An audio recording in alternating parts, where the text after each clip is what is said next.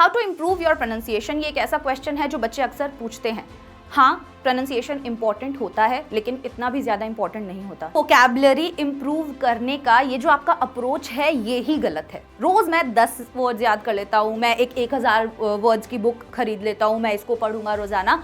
अगर आप कोई भी ऐसी बोरिंग चीज़ करोगे तो आपका माइंड आपको करने ही नहीं देगा। स्पोकन इंग्लिश में टेंसेज एक बहुत बड़ा रोल प्ले करते हैं। आप कितना भी बोल लो कि ग्रामर इंपॉर्टेंट नहीं है, हाँ माना इंपॉर्टेंट नहीं है, बट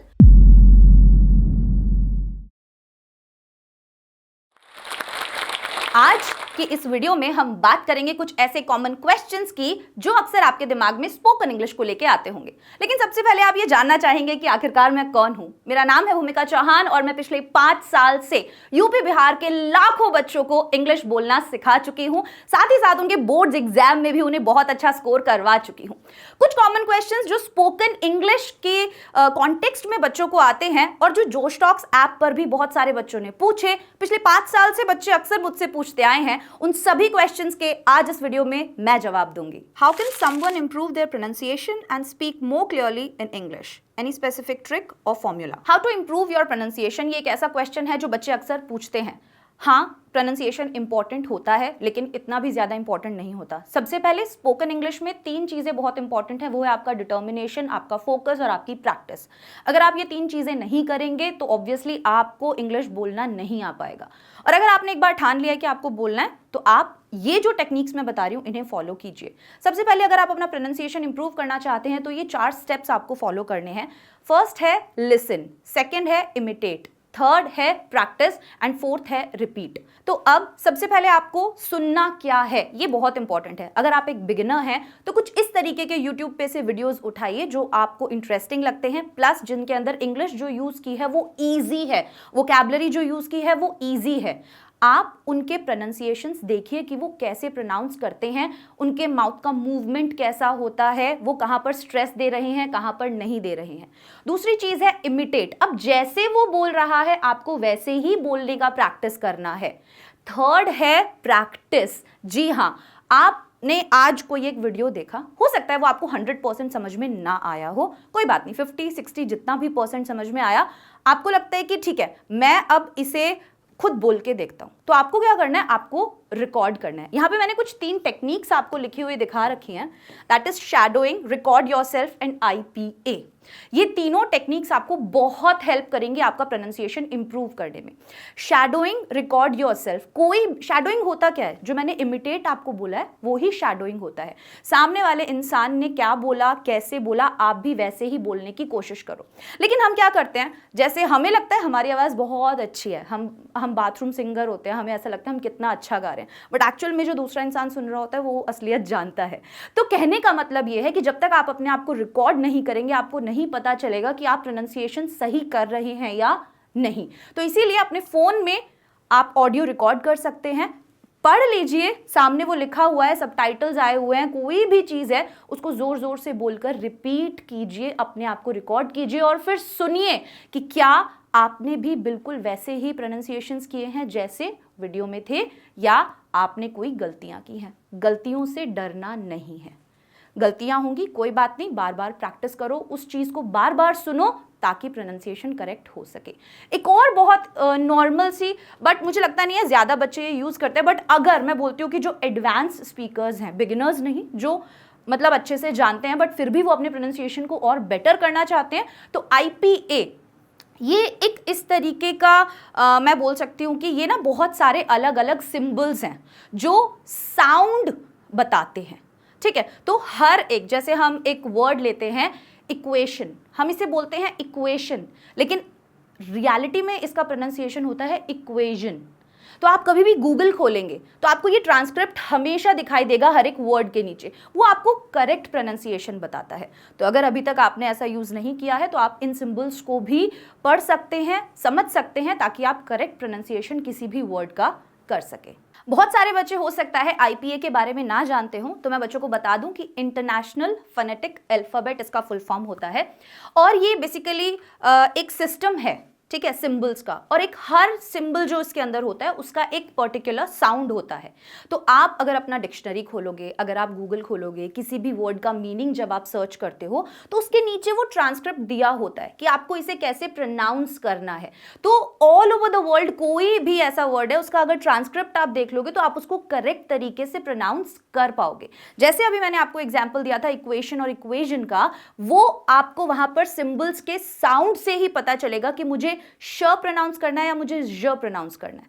तो वो चीज अगर आप पढ़ोगे, इसमें थोड़ा सा टाइम लगता है, हम लोगों ने भी जब पढ़ा था तो ऑब्वियसली प्रैक्टिस बहुत ज्यादा ये मांगता है, लेकिन अगर एक बार आपको ये पता चल गया तो बहुत इजी हो जाएगा आप लोगों के लिए प्रोनाउंसिएशन इंप्रूव करना। So the next question is, I learn 10+ vocabulary words every day but can't use them in my sentences, so what's the best way to learn new words and remember them long term? Any specific formula? सो बच्चों, vocabulary improve करने का ये जो आपका approach है ये ही गलत है। रोज मैं 10 वर्ड्स याद कर लेता हूँ, मैं एक 1000 वर्ड्स की बुक खरीद लेता हूँ, मैं इसको पढ़ूंगा रोजाना। अगर आप कोई भी ऐसी बोरिंग चीज करोगे तो आपका माइंड आपको करने ही नहीं देगा।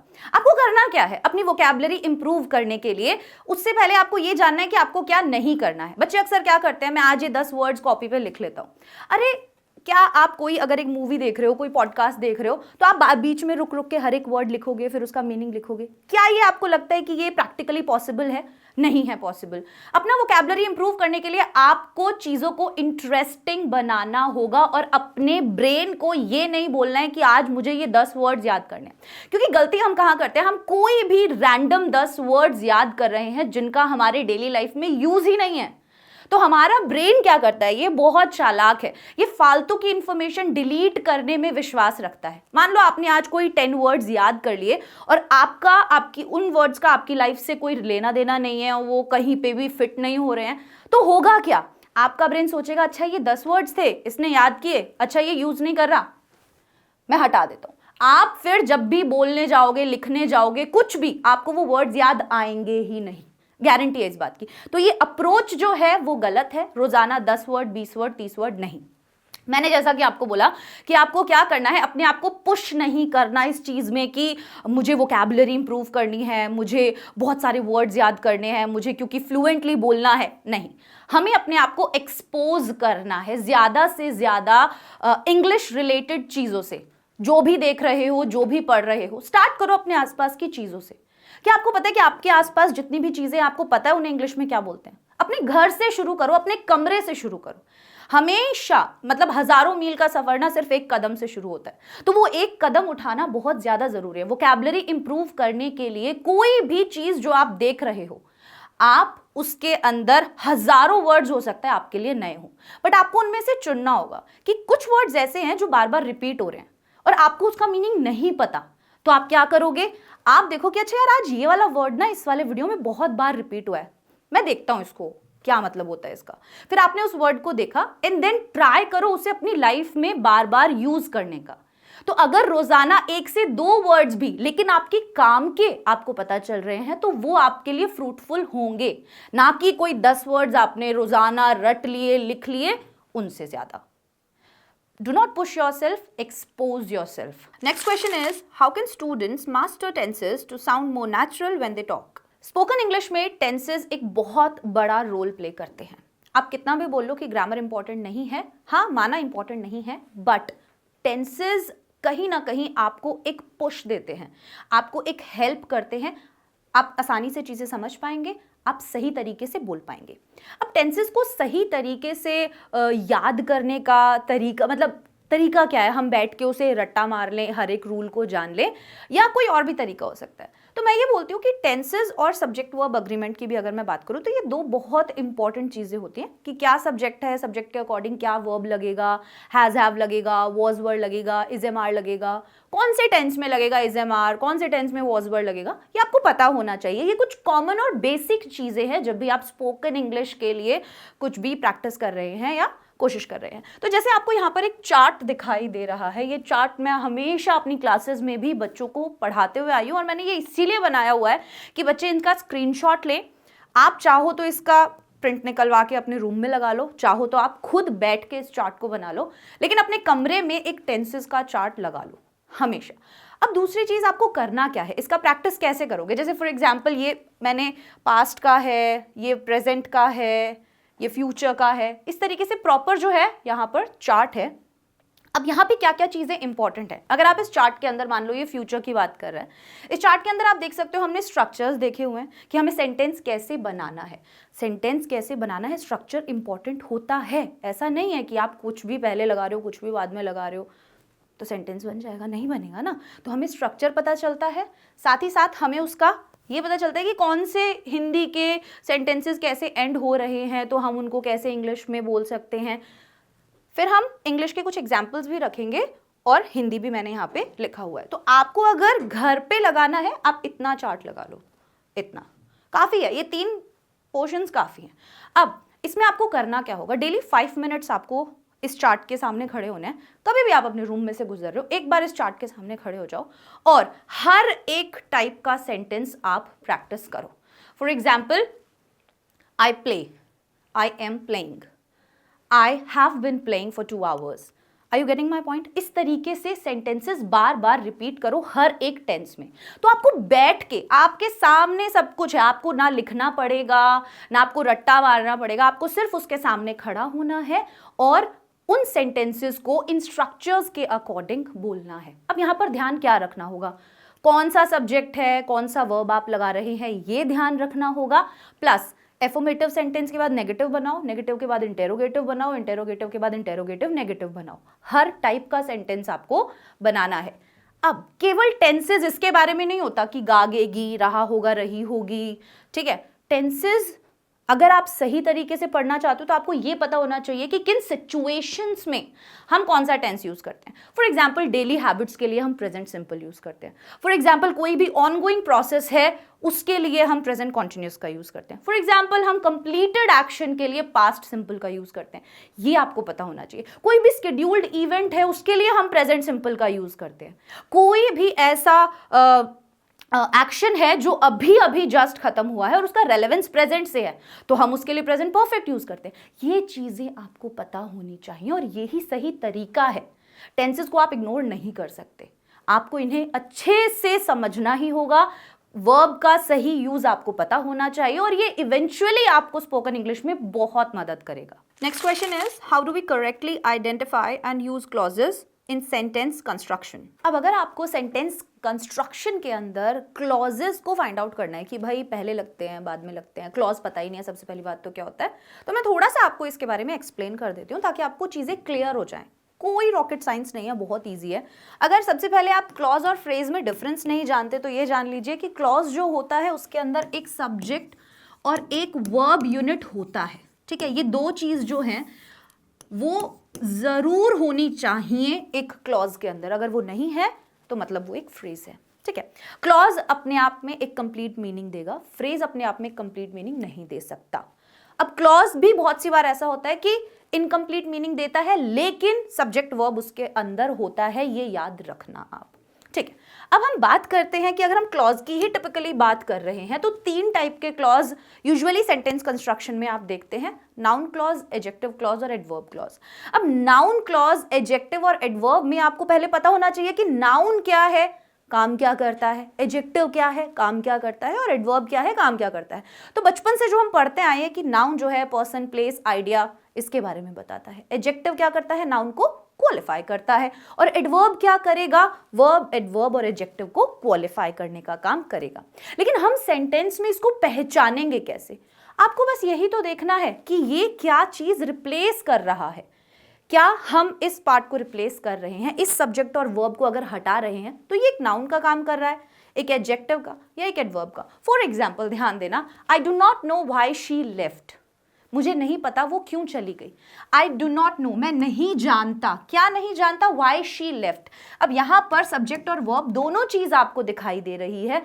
दूसरा, यहाँ पर ये जो नो वर्ब है इसके ऑब्जेक्ट का काम ये पार्ट कर रहा है, राइट। तो आपको अगर इसे आइडेंटिफाई करना है, एक तरीका ये है कि भाई ये एक नाउन है। नाउन ना एक सब्जेक्ट की तरह भी सेंटेंस में काम कर सकता है, एक ऑब्जेक्ट की तरह भी सेंटेंस में काम कर सकता है। तो आपको उसका पता करना बहुत जरूरी है कि नाउन, वर्ब, एडजेक्टिव्स क्या होते हैं, इनका काम क्या होता है, ठीक है। अब जैसे दूसरा सेंटेंस है, the book that I am reading is great. मैंने क्या कहा, द बुक, बुक के तुरंत बाद क्या आया, दैट आई एम रीडिंग। तो ये that I am reading subject और वर्ब दोनों चीज है यहां पर, और ये इस बुक को क्वालिफाई कर रहा है। ये एक एडजेक्टिव क्लॉज हो गया। एडवर्ब क्लॉज क्या करेगा, again I left because I was tired, मैं चला गया क्योंकि मैं क्या था, थका हुआ था।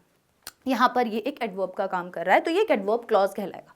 क्लॉज लगने से उससे डरना नहीं है। क्लॉज ग्रुप ऑफ वर्ड्स हो गए जिसके अंदर एक सब्जेक्ट है, एक वर्ब है, और वो केवल वहां पर या तो एक नाउन का, या एक एडवर्ब का, या एक एडजेक्टिव का काम कर रहा है। अब इन्हें पहचान कैसे सकते हैं, यूजुअली आप देखेंगे सबऑर्डिनेटिंग कंजंक्शंस और रिलेटिव प्रोनाउंस की मदद से आप इन्हें पहचान पाएंगे। ठीक है, जैसे यहां पर आपने देखा वाई, यहां पर आपने देखा दैट, यहां पर आपने देखा बिकॉज। ये ही आपके की वर्ड्स है जिनसे आपको पता चल जाएगा तुरंत कि भाई यहां पे कौन सा वाला क्लॉज जो है वो यूज हुआ है सेंटेंस कंस्ट्रक्शन में। अब नाउन जो है वो यूजुअली सब्जेक्ट का काम करेगा या ऑब्जेक्ट का काम करेगा, तो उसका प्लेसमेंट वहीं पर होगा। एडजेक्टिव कहां होगा, यूजुअली नाउन के बाद होगा, क्योंकि वो उस नाउन को क्वालिफाई कर रहा होगा।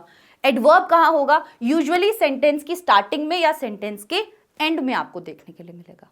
ठीक है, तो इनका पोजीशन इस तरीके से आप पता लगा सकते हो। जैसे यहां पर मैंने कुछ रिलेटिव प्रोनाउंस और सबऑर्डिनेटिंग कंजंक्शंस भी रखे हैं।